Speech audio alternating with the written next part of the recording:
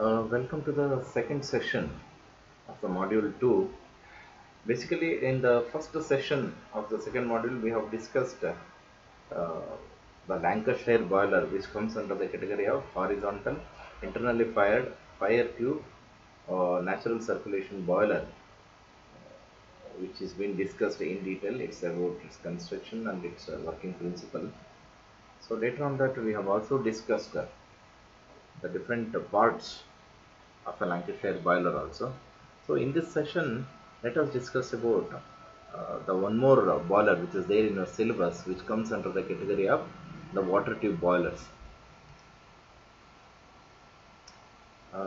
This session will have a table of contents of Babcock and Wilcox boiler and comparison between construction and working of a Babcock and Wilcox boiler, and then the comparison between a water tube boiler and a fire tube boiler.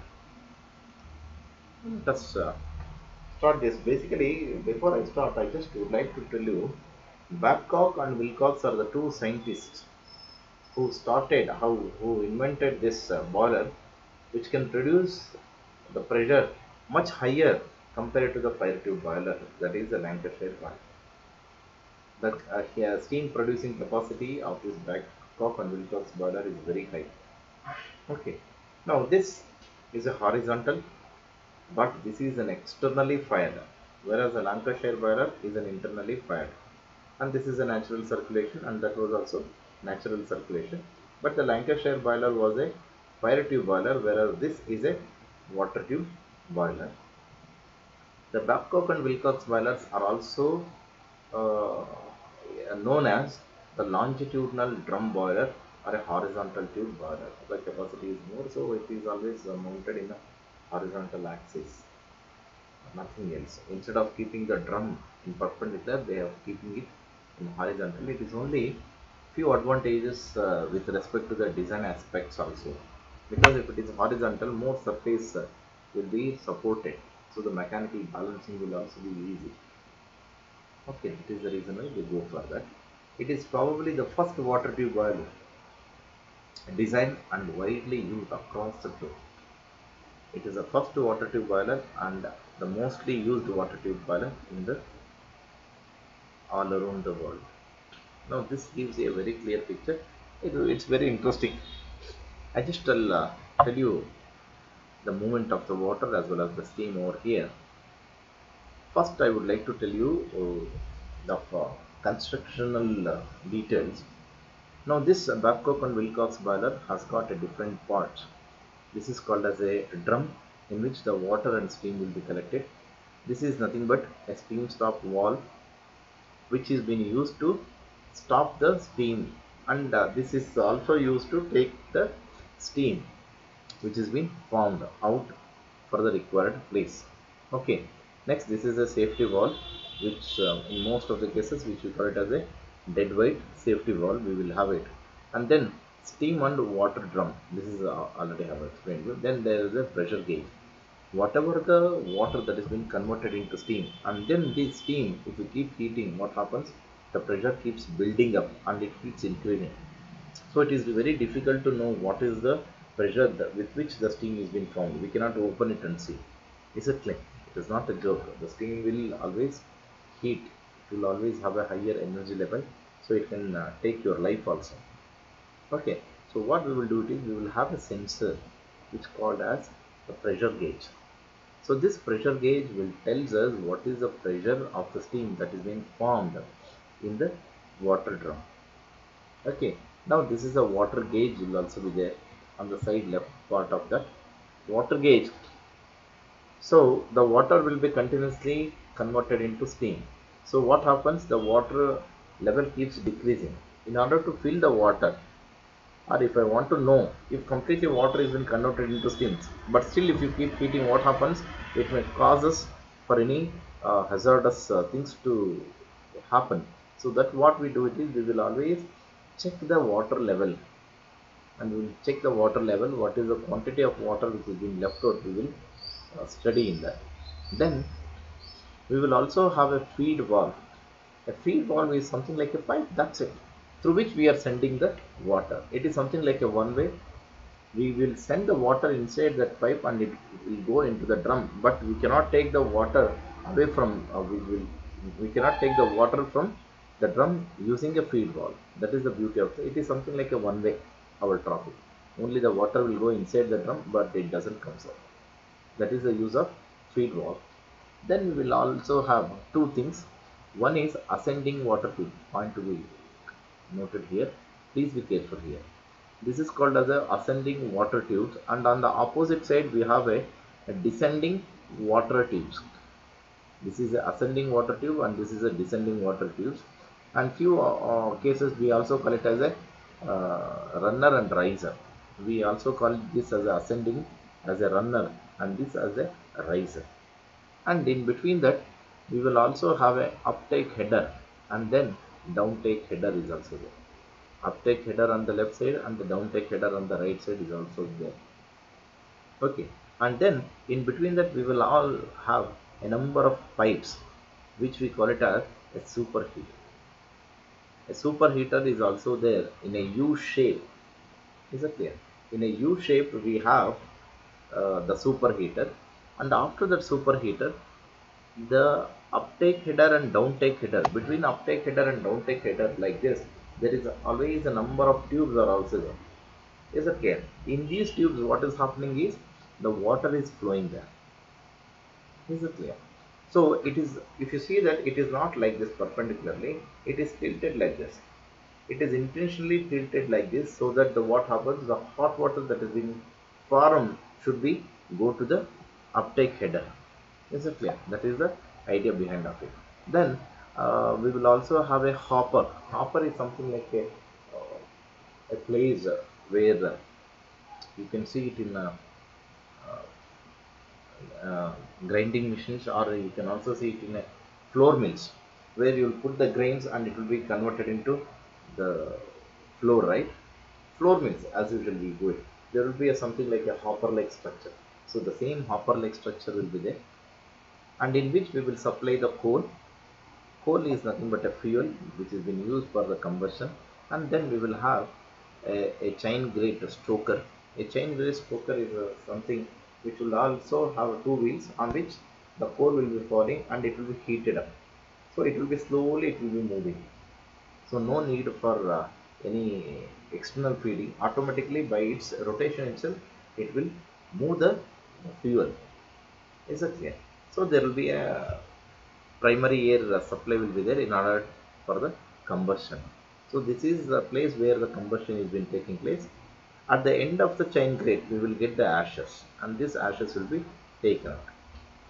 Okay, now this the uptake header and downtake header. In between this uptake header and downtake header, the number of pipes are also being separated by baffle plates. Baffle plates ಅಂತಂದ್ಬಿಟ್ಟು we have placed over here, which are a dotted rectangular small things that tells us the baffle plates. And then we will also have a mud box at the end of the downtake header, and we will also have a blow off pipe. So this blow off pipe is nothing but in order to whenever we want to empty the drum, then we will use this blow off pipe. This is what the constructional features of a Babcock and Wilcox boiler. Now let us see the working principle. How does it works and generates the steam.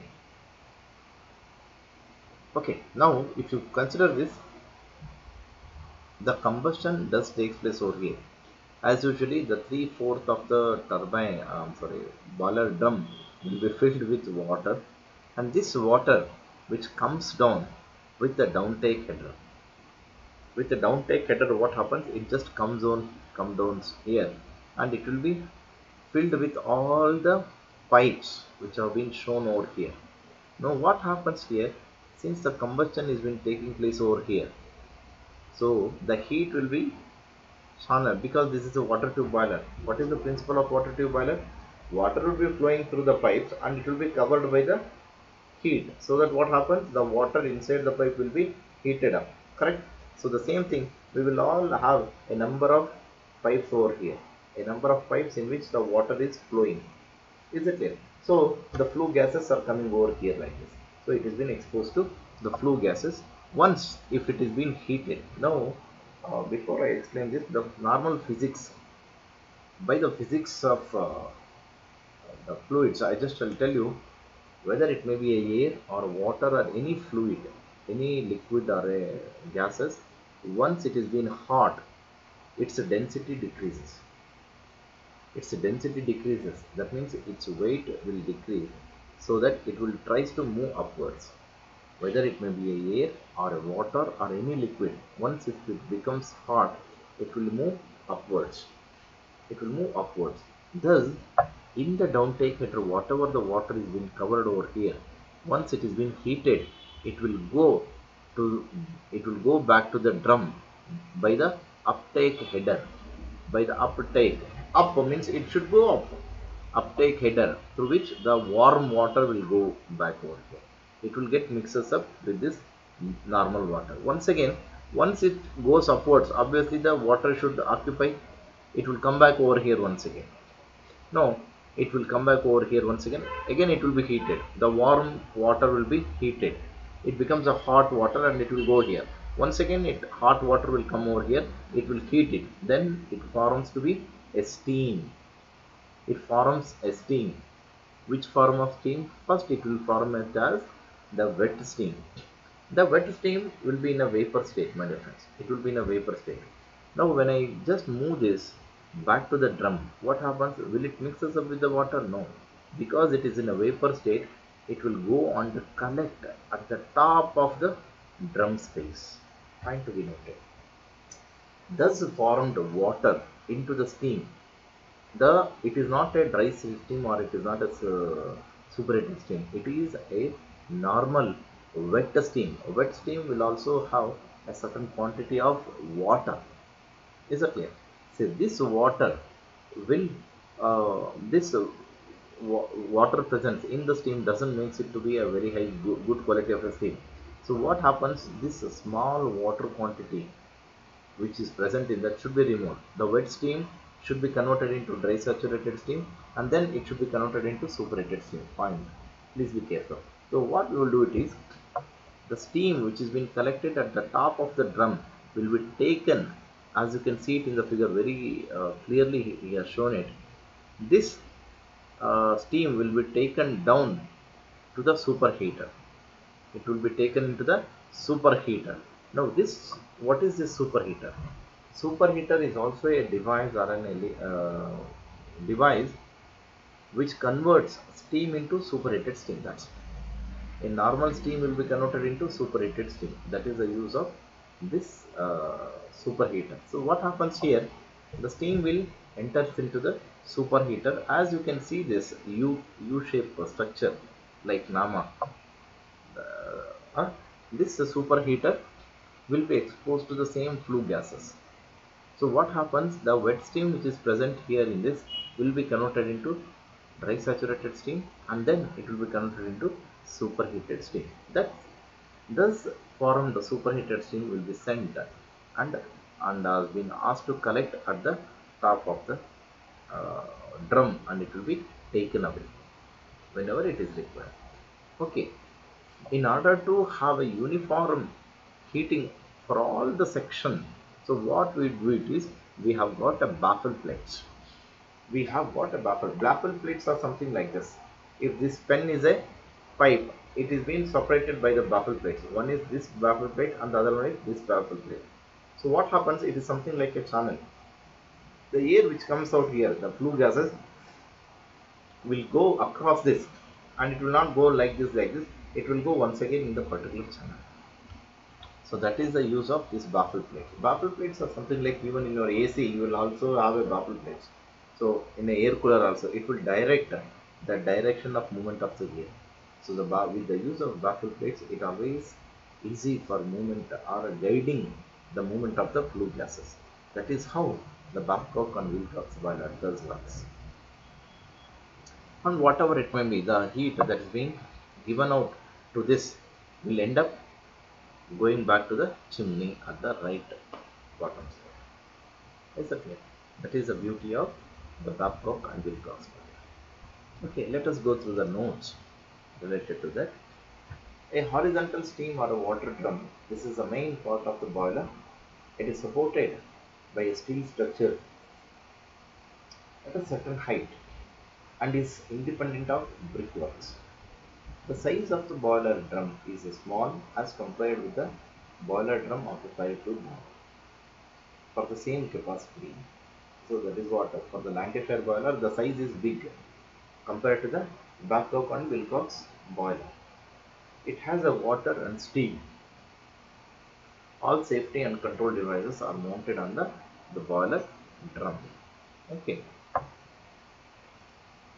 Now this a bundle of steel tubes. That is what I was just talking. Between the uptake header and the downtake header, there are a bundle of steel tubes are there. The front end of the boiler drum is connected to the uptake header by a short tube and the rear end is connected to the downtake header by long tubes. In uh, between the headers, a number of small diameter steel tubes are fitted at an angle of 5 degrees to 15 degrees of inclination. Okay, it's fine, well and good. With a horizontal to provoke the water circulation. These steel tubes are arranged in the combustion chamber in a zigzag way so that the more surface area of tube is being exposed to hot gases. Combustion chamber, it is the space above the grate below the front end of the drum where the combustion of fuel takes place. This chamber enclosed by brickwork and is lined from inside by the fire bricks. The combustion chamber is divided into separate compartments. Above the furnace is the hottest and the last chamber is the lowest temperature. Okay, this makes the path of the hot gases longer before leaving the boiler through the chimney. The superheater is placed between the drum and water tubes. The dampers are provided at the rear end of the chamber to regulate the fresh air supply for maintaining proper combustion of the fuel. Baffle plates, as we have already discussed, the baffle plates which will guide or it will deflect or it will make the flue gases to move in a particular directions. So that is the one. It is placed across the water tubes. It deflects hot gases. It deflects the hot gases coming out from the furnaces to allow the hot gas pass around the water tubes. Superheater is a device which has been used to convert from a wet steam into a superheated steam. It is set of U tubes just below the boiler drum. Safety and control devices are being used. That is like the water level indicators, the pressure gauge, blow off cork, fusible plug, steam stop valve, check valves, and then the water level indicator, pressure gauge, all have been maintained in order for the safety of the boiler. They are called mountings as basically these devices mount over boiler drums. Boiler drum safeties are very important, my dear friends. You might have heard about many accidents in any power plants or it may be any industries. If there is a boiler have not been maintained properly, in case of the boiler if it blasts, hundreds of people, many of the people will lose their life. So much of energy it will have. It is something like a huge bomb. If you can, if it has been exploded, so it will take many lives.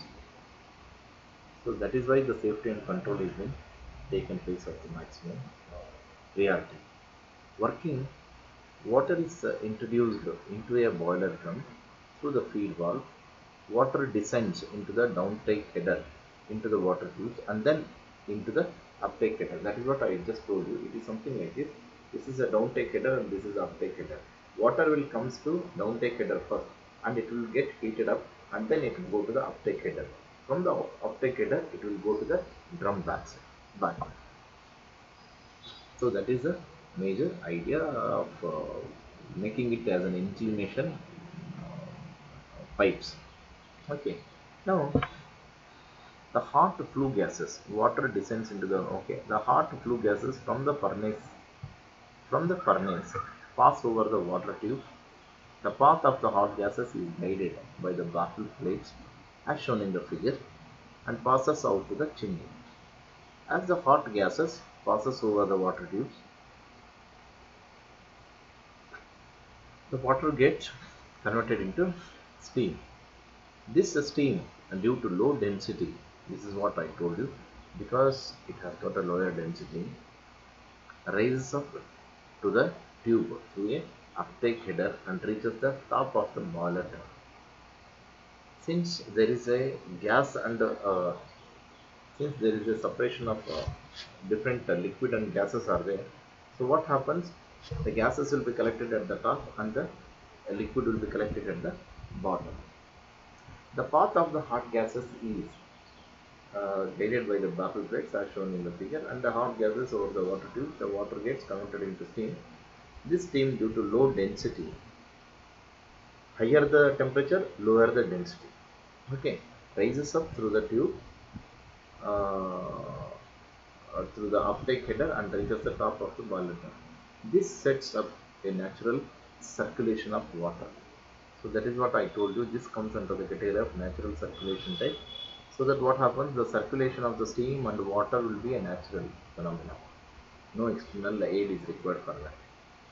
The steam collected in the boiler is wet. Okay, that is what I have told you already. This made to pass through the superheater in a U tubes just below the boiler drums. The hot gases on their way out pass over these tubes, hence converting the steam into superheated steam. The superheated steam is then passed out to the turbines through the steam stop valve. Okay, now the wet steam will be converted into superheated steam once again by heating it much more. For safety of the boiler consists of safety valve, steam stop valve, block pipes, and then the pressure gauge. That is all the working principle of uh, Babcock and Wilcox boiler. Now, there is one often question they will ask it: comparison between a water tube boiler or a fire tube boiler. Now, before I just start here now, as much as possible, try to explain the things with a small sketches. Now, even in the water tube boiler and fire tube boiler, when you want to explain it, it's hardly it takes around 30 seconds or 1 minute. That's it to draw two sketches of a fire tube boiler in which the pipes will be filled with flue gases, whereas here the pipes will be filled with the water. Water is filled, so it is water tube boiler. Fire tube is filled, so it is a fire tube boiler, where this is covered by water and this is covered by fire. Is that clear? Now, let us consider the parameter. The flow of water. When it considered to the flow of water, water tube boiler, water flows through the tubes surrounded by the hot gases. This is the basic principle. Whereas in a fire tube boiler, the hot gases flow through the tubes and water in the drum surrounds the tubes. If you take the water circulation, water circulates in a definite direction between the drum and the water tubes. There is no circulation of water in the drum. So there is no movement of the water. It is fixed where only the flue gases will change. The fire will move up. Whereas here the water will keep circulating it. Okay. Bursting chances are the safety chances. I don't say it as a bursting chances. Safety hazardous are the safety chances. Safety chances of the water tubes are more compared to the fire tube boilers. It is because the water is continuously flowing, we can have a better chance of controlling the safety vices. If you consider the space required, the floor area required in the less for a given capacity, whereas the floor area is required more for the given capacity. It is only because if you take the Lancashire boiler, it is huge in construction. It is bigger than the Babcock and Wilcox boiler. So it requires obviously the more floor area. Construction parameter tells you the construction is simpler and easy in water tube boiler. Whereas in fire tube boiler, the initial cost is high and the construction is difficult and complicated. That is it. The risk involved. The risk involved in case of a bursting is not high. The same point it is been repeated. That's it. Safer. Water tube boilers are safer than the fire tube boiler. The model. That's it. Outcome of that. Transportation. The transportation is easier and and convenient because of the smaller size of the boiler shell. Whereas in the transportation for the fire tube boiler, it is difficult due to the large size of the drum. Especially road transportation or the transporting from one place to the other place will be very difficult. So in most of the cases, if they want to go for a fire tube boiler, they will start constructing in the place where there is a requirement. That is a restriction. Treatment of water. Feed water treatment is must as a scale formation in tubes may lead to bursting. Whereas the feed water treatment is not necessary as the scale formation will not lead to any bursting over there because it will be flowing. The water will be flowing in most of the downtake header and even in the pipes, and then it will be going to the uptake header, and then it will be going back to the uh, number of the tubes and the drum. So the cleaning or the treatment of water is required, or else what happens, there will be a scaling formation. My dear friend, scaling means you might have seen immersion coil, which we use it for water heating purposes. In the immersion coil, what happens if you keep heating it up, there will be a salt collection on the surface of the immersion coil. A white color, hard, very hard, scaling will be formed. That is what we call it as a scaling. Is it clear? That has to be removed. A rate of steam formation is much more over here, which around 45,000 kgs per hour it will generate, whereas the rate of steam formation here is up to 9,000. 9,000 and 45,000 is very much, almost 5 times it is more than 5 times it is more capacity of water tube boilers compared to the fire tube boiler. Applications. Due to higher rate of steam generation, these boilers are suitable for large power plants. These are suitable for industrial applications rather than the power generation. Okay. So operating pressures, it operates at 125 bars, whereas it operates at the fire tube boiler operates at 25 bars, whereas this operates at 125 bars water tube boilers. Here also it is 5 times much larger than the fire tube boiler. That is the reason why it is extensively used in power productions. So the power generation sectors always go for water tube boilers because of its capacity of producing the steam and the pressure with which it generates. Now you can get an idea how much the power it will have it when it generates at 125 bars of pressure. Now let me talk about the advantages and disadvantages of water tube boilers over fire tube boilers.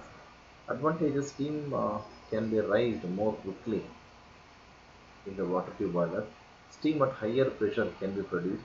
Higher rate of evaporation. This is what we have also discussed just now. Higher rate of evaporation. Sediment deposition is less and suitable for any type of fuel and method of firing. That is true. Any type of fuel can be used for firing this. More effective heat transfer. That means heat will be transferred more effectively from the uh, flue gases to the water. Failure of water tubes will not affect the working of a boiler, and more safety can be expected in the water tube boilers. Occupies less space, so the initial investment is less, and the maintenance is also less, and the cost is also less. Once the size is less, it is easy for the transportation. Now, if you consider the disadvantages, not suitable for ordinary water. The water pre-treatment is required because it may lead to often scaling formations. Not suitable for mobile applications. Though it is smaller, but it is not as smaller as the other Cochrane boilers or any other type of small boilers. So not suitable for mobile applications. It has to be in a fixed position because it will be generating around 125 kilopascals of pressure. So it has to be of fixed type. High initial cost and hence not economical. Not suitable for engines like locomotives. Construction of boilers is neither compact nor rigid. They are the few disadvantages of this. And few of these assignment questions we need to clear in this.